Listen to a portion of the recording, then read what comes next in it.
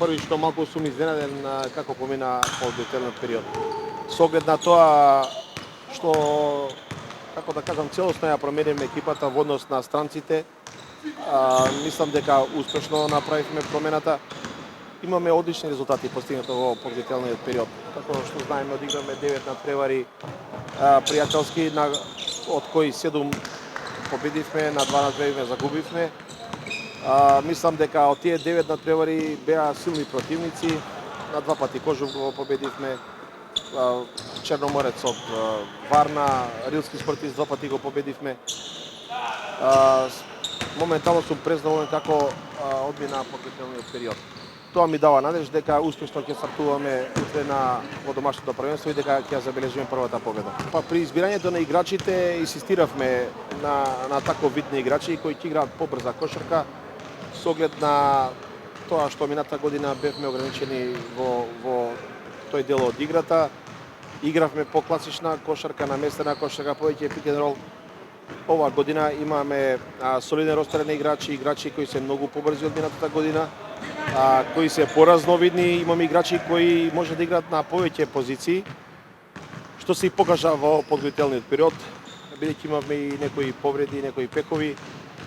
Тоа не се осети во нашата играта и успеавме да победиме во оние надпревари. Видите, освен Марино Шарлија што имаше дисторзија на скочниот зглоб, Врањеш после оној пат во финалната утакмица на турнирот се консолидира, се е во ред. Марино Шарлија опорен 70-80%, ќе биде во составот на утрешниот надпревар, доколку има потреба ќе влезе да игра. Мислам дека останатите играчи се 100% спремни и мислам дека ќе дадат својот максимум утре и дека ќе завојуваме една победа. Секако дека постои песимизам со оглед на постигнатите резултати во припремниот период. Ќе се повторам, ние одигравме солиден број на квалитетни надпревари. Да споменам, ние загубивме од МЗТ 5 поени разлика во Скопје. Го победивме Кожув од Гевгелија и во Гевгелија и во Куманово. Рилски Спортист го победивме и во Бугарија и во Куманово. Секако дека имаше некој одреден песимизам во однос на екипата за оваа година. Меѓутоа имаше прашања дали ќе се надополни недостатокот на Костовски и на Луковиќ. Видите, секако дека на кошаркарскиот пазар има квалитетни играчи.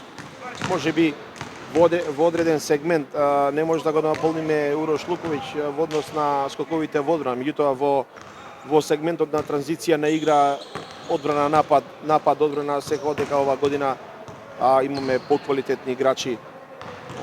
Позиција број 1 доведен е Немања Врање, што е цргонски репрезентативец кој во подготвителниот период се покажа како квалитетно засилување. Тој е еден кошгетер, тој е еден организатор кој секој тренер би го посакал да го има во екипата, што и впрочем се докажа на контролните надпревари и мислам дека успешно ги надополниме оние заменувања што се покажа во подготвителниот период. Видите, јас сум оптимист. Реално е да очекуваме победа на утрешниот надпревар. Струмица има засилувања од Соединетите Американски држави, тоа се играчи на позиција 1 и 5 и имаат еден играч од Србија на позиција 5 од минатата година, Алексиќ. Тие во последниве 7 дена направи една рокада, имат отпуштено 20 играчи, што мислам дека не е добро. Тоа е наша предност. Мислам дека нема доволно време да ги воиграат оние нови засилувања, без разлика на колку се квалитетни. Немам направено скаутинг за овие нови засилувања. Меѓутоа, ростерот на играчите од Струмица, сега да не кажам дека е ограничен, меѓутоа останати играчи се, како да кажам, играчи во години. Тоа е Грнчаров кој имаше една тешка повреда на коленото. Така ротацијата се сведува на домашни играчи од младинскиот погон. Мислам дека ние сме во предност и со право очекувам да победиме во првиот надпревар. Не би сакал многу да коментирам за надпреварот со Приштина. Прво да скокнеме ова препрека во сабота. Приштина е квалитетен состав, има 4 американци, имаат литванец. Меѓутоа, потоа, прво да ја скокнеме ова препрека во сабота, па после ќе дискутираме за